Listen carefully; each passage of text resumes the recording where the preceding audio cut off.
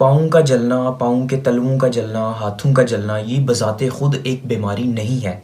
ये एक अलामत है। ये आपको बता रहा है कि आपके जिस्म के अंदर कोई ना कोई मसला हो रहा है, उसकी वजह से आपको ये सेंसेशंस आ रही हैं। उस बीमारी तक पहुंचना ज़रूरी है अगर आप इसका परमानेंट सोल्यूशन चाहते हैं।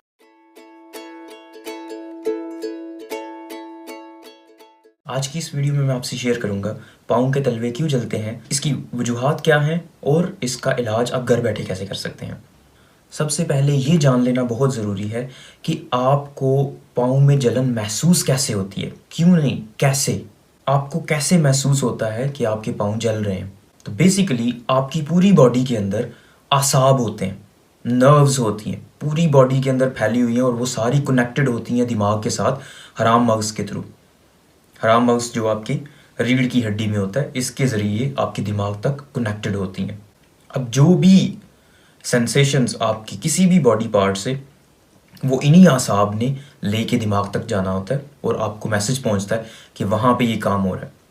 फॉर एग्ज़ाम्पल, मैं अगर किसी गर्म चीज़ को हाथ लगाता हूँ तो यहाँ से मेरे हाथ से आसाब दिमाग तक मैसेज लेके जाएंगे कि कोई गर्म चीज़ हाथ से टकरा रही है। फिर उसके मुताबिक मैं एक्शन लूँगा, उसको अपना हाथ हटा लूँगा, या अगर वो बर्दाश्त के काबिल है तो उधर रखूँगा हाथ अपना।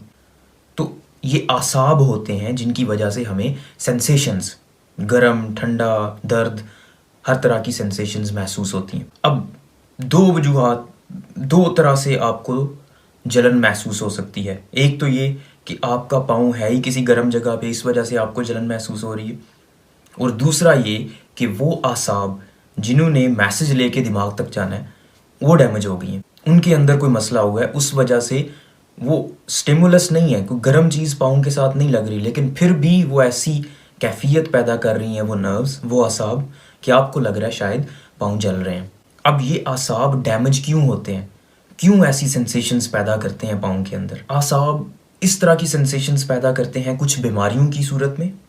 ये अच्छा, एक बात समझ लेना ज़रूरी है, वो ये कि बज़ाते खुद ये कोई बीमारी नहीं है। पाँव का जलना, पाँव के तलवों का जलना, हाथों का जलना, ये बज़ाते खुद एक बीमारी नहीं है। ये एक अलामत है। ये आपको बता रहा है कि आपके जिस्म के अंदर कोई ना कोई मसला हो रहा है, उसकी वजह से आपको ये सेंसेशंस आ रही हैं। उस बीमारी तक पहुंचना ज़रूरी है अगर आप इसका परमानेंट सोल्यूशन चाहते हैं। अगर आप सिर्फ पाँव के जलने के लिए ऊपर उसके हल्दी लगाते रहेंगे या वो टोटके जो है वो मुख्तलिफ इस्तेमाल करते रहेंगे तो 1-2 दिन के लिए आपको आराम आ जाएगा, लेकिन ये परमानेंट सोल्यूशन नहीं है। उसकी वजह ये है कि ये एक अलामत है। आप अलामत को ठीक कर रहे हैं लेकिन आप बीमारी को नहीं पकड़ रहे। अब मैं आपको बताता हूँ कि इसकी क्या वजूहात हैं, कौन सी ऐसी बीमारियां हैं, कौन सी ऐसी चीज़ें हैं जिनकी वजह से पाँव जलते हैं, आसाब डैमेज होते हैं, और आसाब डैमेज होने की वजह से आपके पाँव जलते हैं। इन आसाब को न्यूट्रिशन की ज़रूरत होती है, इनको भी खुराक की ज़रूरत होती है मेंटेन रखने के लिए अपने आप को, और जब वो खुराक कम हो जाती है तो उसकी वजह से ये डैमेज होना शुरू हो जाते हैं। इनकी खुराक क्या होती है, ये वाइटामिन्स जो होते हैं ये इनकी खुराक होती है। अब वाइटामिन्स जब आपके जिस्म में कम होते हैं तो उसकी वजह से ये नर्व्स, ये आसाब भी डैमेज हो जाते हैं और फिर इस तरह की ऊट पटांग सेंसेशंस पैदा करना शुरू हो जाते हैं। अब वो कौन से वाइटामिन्स हैं जिनकी वजह से ये डैमेज हो सकते हैं? विटामिन बी टॉप पे है, विटामिन B12, विटामिन B6, जितने भी विटामिन बी कॉम्प्लेक्स जो है, विटामिन बी कॉम्प्लेक्स के अंदर बहुत से विटामिन्स हैं, तो इसकी कमी की वजह से, विटामिन सी की कमी की वजह से, विटामिन डी की कमी की वजह से और फोलिक एसिड की कमी की वजह से ये हो सकता है। जिनको कोई और बीमारी नहीं होती, ना उनको शुगर है, ना कोई गुर्दों का मसला है, कोई और बीमारी नहीं है, लेकिन पाँव जल रहे हैं, तो उसकी वजह विटामिन्स की कमी होती है। जो विटामिन बी है, मैंने अपनी पिछली वीडियो में भी जिक्र किया कि विटामिन बी बहुत इंपॉर्टेंट विटामिन होता है। ये ना सिर्फ आसाब की मेंटेनेंस में एक इम्पॉर्टेंट रोल रखता है, बल्कि ये जिस्म की थकावट का बायस भी बन सकता है अगर इसकी कमी हो। तो अगर आपको जिस्म की थकावट का भी सामना है और साथ में आपके पाँव के तलवे भी जल रहे हैं, तो ज़्यादा चांसेस यही हैं कि आप में इस विटामिन की कमी है। अब इस विटामिन की कमी को पूरा कैसे कर सकते हैं? ये विटामिन हमारी खुराक का हिस्सा होता है, हमारी खुराक के अंदर, ग़ज़ा के अंदर ये मौजूद होता है। अब बाज़ औक़ात हम वो ग़ज़ा प्रॉपर तरीके से ले नहीं रहे होते, ग़ज़ा कम ले रहे होते हैं, कुछ और खा रहे हैं, जंक फूड खा रहे हैं, लेकिन वो हम नहीं खा रहे, तो उसकी वजह से फिर इस विटामिन की कमी हो जाती है। वो कौन सी ग़िज़ाएँ ऐसी हैं जिनके अंदर ये विटामिन मौजूद होता है? तो जितनी भी डेयरी प्रोडक्ट्स हैं उनके अंदर ये मौजूद होता है, मिल्क के अंदर, चीज़ के अंदर, उसके अलावा गोश्त के अंदर मौजूद होता है, अंडों के अंदर ये मौजूद होता है। तो अगर आप ये ग़िज़ाएँ इस्तेमाल करेंगे तो आपके अंदर इस विटामिन की कमी पूरी हो जाएगी और आपके पाँव के तलवे जलना बंद हो जाएंगे। अगर आपके पास ये चीज़ें मुयस्सर नहीं या आप नहीं इस्तेमाल करना चाहते तो इसके अलावा आप इसकी गोलियाँ भी ले सकते हैं। इस विटामिन की गोलियाँ मौजूद होती हैं और वो आप आसानी से बाज़ार से ले सकते हैं। आपने एक ताकत का टीका सुना होगा, मैथिकोबाल का टीका या ताकत का टीका आपने सुना होगा। उस टीके के अंदर ये मैथिकोबाल, ये विटामिन बी ही होता है जो मौजूद होता है। और इसका काम क्या होता है? इसका काम होता है आपकी बॉडी को ठीक रखना, ठीक है, मेंटेनेंस आप कह लें कि आपकी बॉडी को जो है ना अप टू डेट रखता है।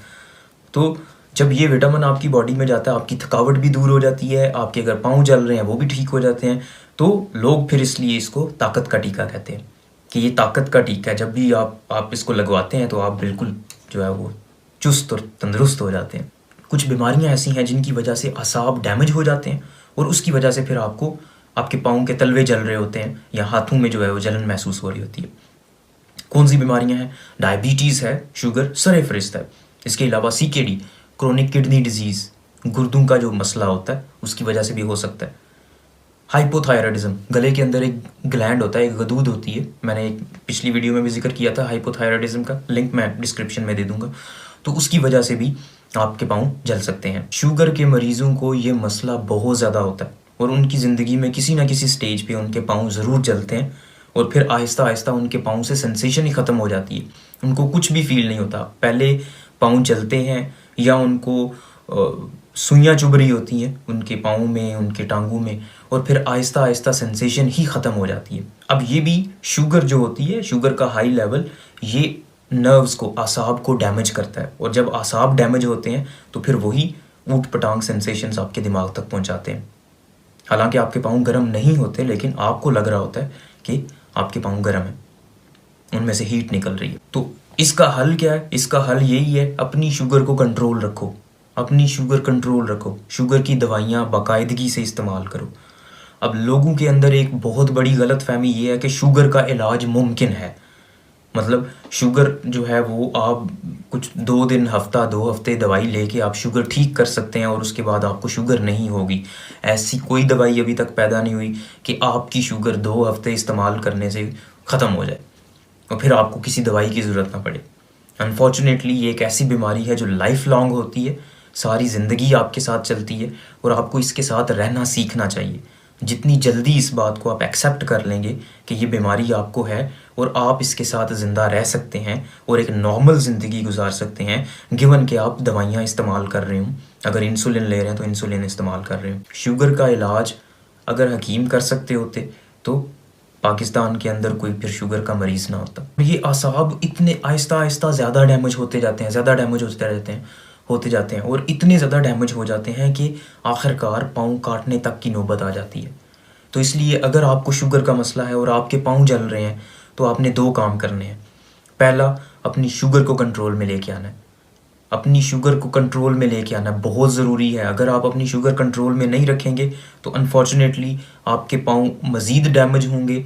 पहले बर्निंग सेंसेशन आएगी, आपके पाँव जल रहे होंगे, सुइयाँ चुभ रही होंगी, फिर आहिस्ता आहिस्ता बिल्कुल सेंसेशन नहीं आएगी, आपको कुछ महसूस ही नहीं होगा पाँव के अंदर, ना दर्द महसूस होगा, ना सुइयाँ चुभेगी, कुछ भी नहीं।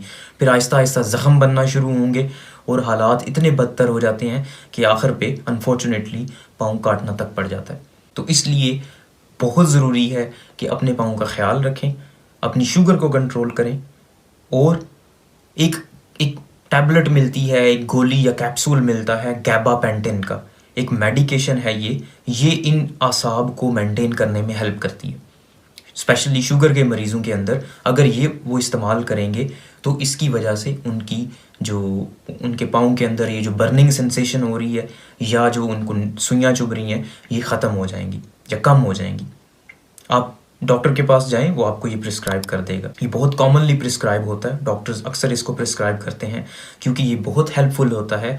सुइयाँ चुभने वाली जो सेंसेशन है या जो बर्निंग फीट है, पाँव के अंदर से हीट निकल रही है, इसके लिए ये बहुत फ़ायदेमंद होता है। पाँव जलने की एक और वजह लॉन्ग बूट्स पहनना, बहुत देर तक पहने रखना और फिर सिंथेटिक मटेरियल की सॉक्स इस्तेमाल करना।